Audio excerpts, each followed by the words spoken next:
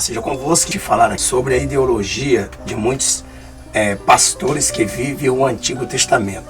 É claro, é óbvio que Jesus também usou essas palavras, mas na verdade ainda Jesus não teria sido morto para que pudesse dizer que estaria no tempo da graça, porque a graça ela vem mediante o sangue de Cristo derramado. Porém, eu quero aqui deixar bem entendido a vocês que essa história de crente sair igual besta aí, vestido pano de saco, ou ouviu algum pastor, ou ouviu alguma pastora dizer que Deus mandou ou disse para fazer essa campanha de vestido de pano de saco. Irmãos, eu quero dizer para vocês, esquecem isto, sabe por que vocês anular a morte de Cristo e o sangue do Cordeiro não ter validade na tua vida. Porque, na verdade, hoje, o pano de saco que podemos dizer é justamente o sangue do Cordeiro que nos lava, nos remi desses pecados. E, além do mais, a humildade, ela não é só dita assim. Bom, é de fato que, por que as pessoas na Bíblia se vestiam de pano de saco? Exemplo, o pano de saco principalmente também não era esse saco de linhagem comum que nós vemos aí, de linha. Tá errado. Então, se tivesse que fazer, pelo menos, cumprir a realidade sobre o pano de saco, então deveria ser um pano de saco desta forma como, na verdade, era. O pano de saco era um tecido rústico, usado em várias aplicações, citada frequentemente na Bíblia como um tipo de vestimenta. Roupas de panos de saco servia para comunicar certas emoções ou atitude às outras pessoas. Isso significa que a roupa também era feita de pele de animais. Era feito assim. Em termos gerais, a roupa de pano de saco mostrava a angústia da pessoa, mas a angústia e perturbação podem ser resultado de vários fatores, e por isso observemos alguns motivos mais específicos para o uso desse tecido. Então nós vemos aqui alguns capítulos e versículos. Bom, qual é sinal de tristeza e lamentação? Veja que, especialmente devido à morte ou às calamidades, então as pessoas vestiam aí em pano de saco, em sinal de angústia. Era isto que as pessoas vestiam. No Salmo 35, 13 ao 14. Isaías também diz, Isaías 15, 1, 3, Isaías 32, versículo 9 e 12, Ezequiel capítulo 27, versículo 29 ao 32, Joel capítulo 1, do 8 ao 13, Amós também, do capítulo 8, versículo 10, quando Jacó recebeu a notícia falsa da morte de José, seu filho predileto, ele rasgou as suas vestes. Outro sinal de angústia também, porque Jacó, ele chegou e rasgou as suas vestes, porque na verdade Jacó estava angustiado por causa da mentira, quer dizer, uma angústia. Geralmente as pessoas vestiam pano de saco por duas coisas, por humilhação, por humilhar, e na verdade por angustiar-se. E então Jacó se cingiu de pano de saco e lamentou pelo filho por muitos dias, em Gênesis capítulo 37, versículo 34. Quando Abner foi morto também, Davi ordenou ao povo, rasgai as vossas vestes, cingivos de panos de sacos, e de pranteando diante de Abner. 2 Samuel 3, do 3 ao 30 ao 32, capítulo 3, versículo 30 ao 32, quando saiu a ordem do rei da Pérsia autorizando a aniquilação dos judeus. Mordecai também se cobriu de pano de saco e clamou com grande e amargo clamor. Quer dizer, era angústia, era sinal de pedir clemência, evitasse aquela morte, né? Os outros judeus mostraram suas angústias com o mesmo sinal de luto. Esther, capítulo 4, versículo 1 ao 3, este sinal às vezes acompanhava a mensagem triste de profetas. Apocalipse, capítulo 11, versículo 3 e 2, né? Nós vemos também o capítulo 3 de Apocalipse e 2. No caso aí, tá bem explícito o capítulo 3, do versículo 3 ao 6, perdão, né? Então, fala sobre as duas testemunhas, onde voltarão a vestir pano de saco. Evidências de humanidade, especialmente de uma suplicante no Salmo 30, versículo 8, 10, Salmo 8, 10 e 11, Ezequias e os outros líderes de Judá se vestiram de pano de saco, quando estes entrou na presença de Deus para pedir livramento da ameaça assíria. Quer dizer, entrou com angústia, e na verdade era o sinal de humilhação.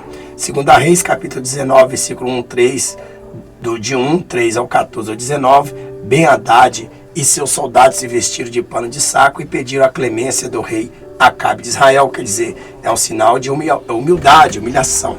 1 Reis, capítulo 20, versículo 31 ao 32, Daniel disse: voltei o rosto ao Senhor Deus para buscar com oração e súplicas, com jejum, pano de saco e cinza. Daniel, capítulo 9, versículo 3. Demonstração também de arrependimento. Bom, mas no caso aí, nós vemos essa demonstração de arrependimento se manifestando em Lucas, em Mateus capítulo 11, versículo 21, Lucas capítulo 10, versículo 13. Os nínivitas ouviram as advertências do profeta de Deus e se converteram cobrindo-se de pano de saco. Jonas, no capítulo 3, versículo 5 ou 9, depois do cativeiro babilônico, os filhos de Israel jejuaram, trouxeram terra sobre si e se vestiram de pano de saco quando chegaram a confessar seus pecados diante do Senhor. Neemias 9, 1, 4.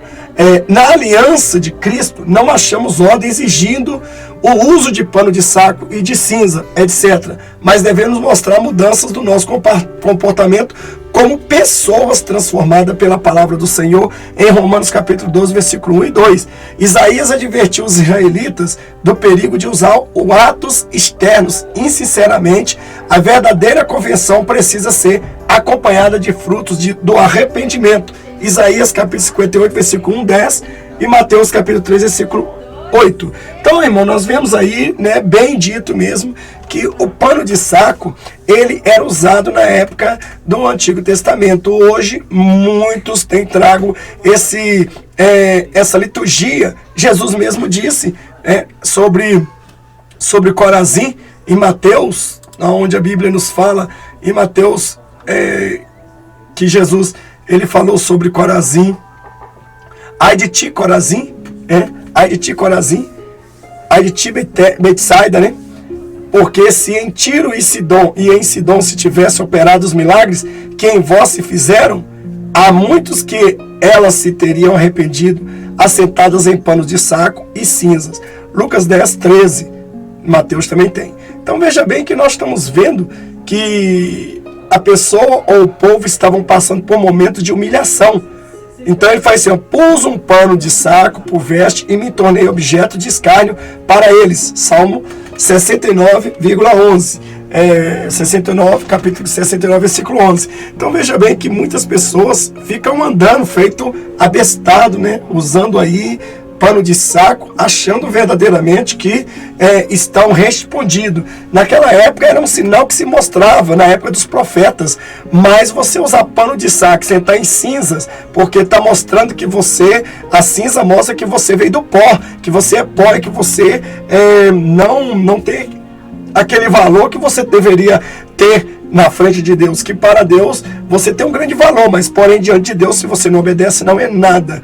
Então, no caso, quando você veste um pano de saco, quando você veste um pano de saco, verdadeiramente você está trazendo o Antigo Testamento para o Novo Testamento, ou seja, você está exonerando o Novo Testamento, a morte de Cristo, e está aí abrindo a época da profecia, dos profetas, aonde a Bíblia diz que ali os profetas duraram até João, João o Batista, o primo de Cristo. Então veja bem que qualquer igreja que mande você vestir pano de saco está usando, na verdade, a lei judaica ortodoxa, ou seja, você está acreditando que Jesus Cristo, ele não vai vir, que na verdade ele não veio, na verdade, como criança, como nasceu de uma virgem, morreu por todos nós e voltará para arrebatar a noiva e fazer justiça. Então você ainda está acreditando que esse Jesus que vai vir é o Messias, que é o anti-Messias, o anticristo que vem para te resgatar. Então você está na ideologia, na crença dos ortodoxos. Então qualquer pastor que ensina que você deve vestir pano de saco, primeiramente o pano de saco nós sabemos que era algum material dele era feito justamente de quê? Era feito justamente de de animal, de pelo de animais, vestia-se, né? Vestia-se assim. Então, essa é a razão. Por isso, o meu conselho é que você que está aí feito bobo, abestado, vestindo pano de saco, hein? Cingindo-se com pano de saco, deveria também sentar no monte de uma fogueira cheia de cinza, é o meu entender, porque na verdade quando você faz isso, né, segundo a Bíblia, você está anulando a morte de Cristo no tempo da graça. Então, não anule a morte de Cristo no tempo da graça, porque só Jesus, só Ele pode trazer salvação. Inclusive a Bíblia diz assim: rasgai não as vossas vestes, porque naquela época, quando eles ficavam angustiados, eles rasgavam as vestes, né? Eles rasgavam uma veste. Hoje não. Hoje o povo, ele tem que rasgar o seu coração, né?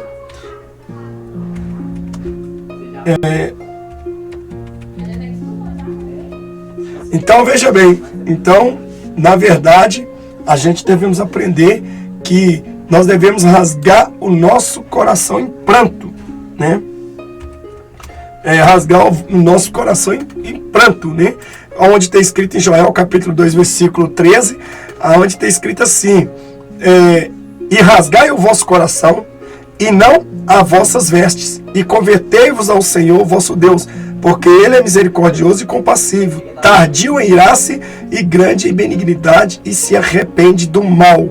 Então veja bem que, quem sabe, se não se voltares e se arrependerá e deixares após uma bênção, uma oferta de cereais, libação para o Senhor vosso Deus, tocai trombeta em Sião, santificai em jejum, convocai uma assembleia solene. Então veja bem que a própria Bíblia, ela tem aí nos afirmado que nós não devemos rasgar nossas vestes. Então naquela época, né, as pessoas rasgavam as vestes, assim como fez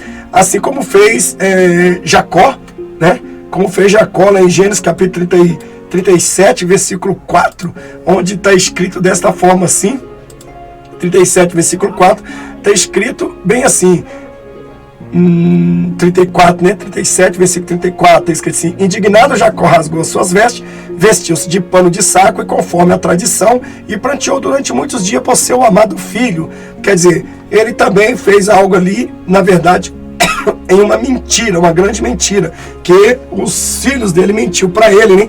Então ele fez ali, muitas pessoas estão aí fazendo sacrifício de tolo, e a Bíblia diz que Deus não aceita sacrifício de tolo. Vamos ver aqui, vamos aproveitar aqui também, já que nós estamos aqui vendo essa situação aqui. Então vamos ver que Deus não aceita sacrifício de tolo, né? Deus não aceita. Vamos lá.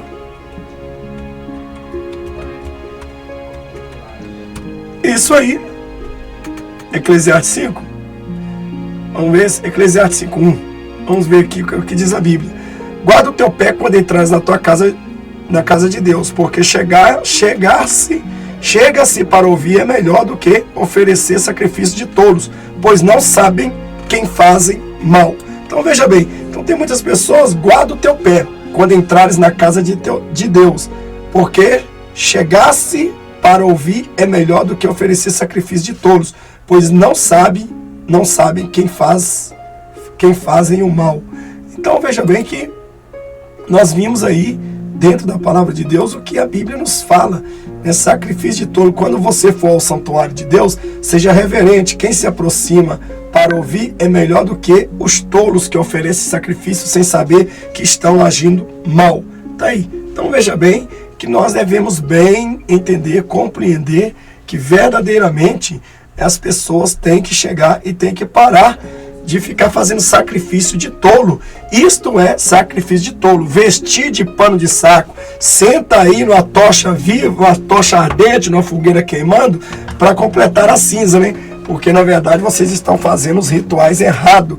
Então quem acredita quem segue, quem é salvo pela lei, continua na lei. Quem é salvo pela graça, continua na graça. Então nós somos salvos pela graça. Então isto aí, de maneira nenhuma, deve mais haver no meio do povo de Deus. Então, quando você verdadeiramente, veste de pano de saco, meu amado, já era.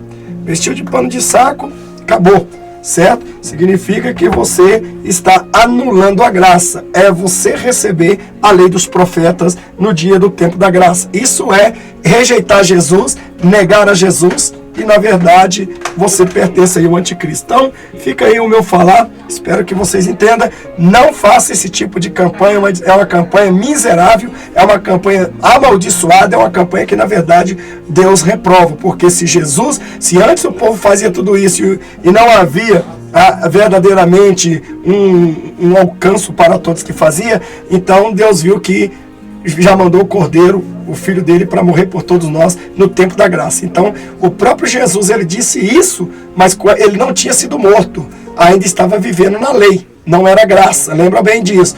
A graça veio depois da morte de Cristo, certo? Quando o sangue dele foi derramado e purificado, e fomos livres pela graça. Então, lembrando bem que Corazim, se tivesse visto todos os milagres que Jesus fez no tempo da lei, né, com certeza naquela época passada, lá mais para trás dos profetas, no tempo dos profetas, né, se eles tivessem visto, eles teriam se convertido mais. E nem Corazim vendo, mesmo no tempo da lei, eles não se converteram.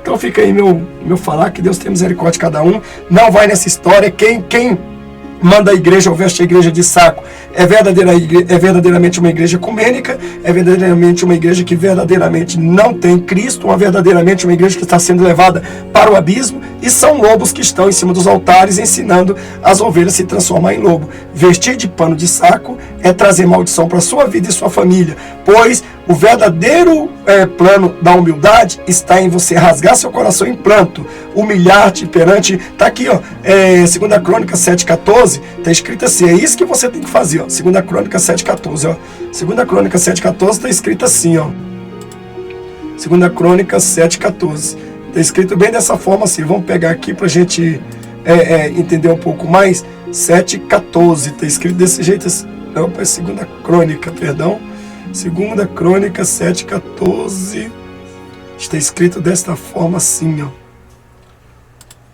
Quer ver uma coisa? Capítulo 7, versículo 14 de 2 Crônica, versículo, está escrito assim, ó, 14, dessa forma assim, ó.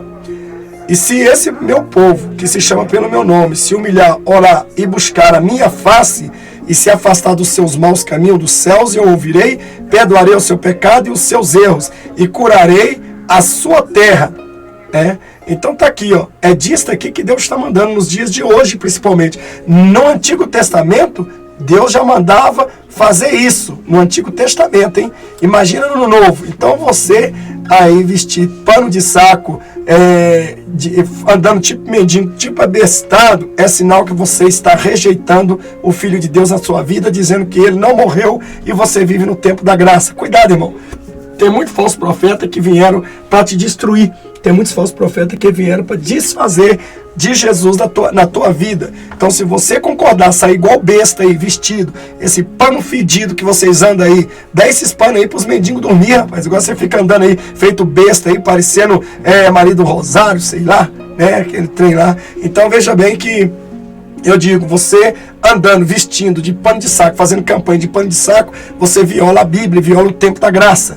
Então, em 2 Crônicas 7,14, assim, se o meu povo, que se chama pelo meu nome, se humilhar, orar e buscar a minha face, e se afastar dos seus maus caminhos, dos céus eu ouvirei, perdoarei o seu pecado e seus erros, e curarei a sua terra. É isto aí que é preciso, como diz a Bíblia, rasgai os vossos corações em pranto, não as vossas vestes. Então, por que então você também não senta aí numa fogueira ardida, cheia de cinza aí, para completar o seu sacrifício a Moloque?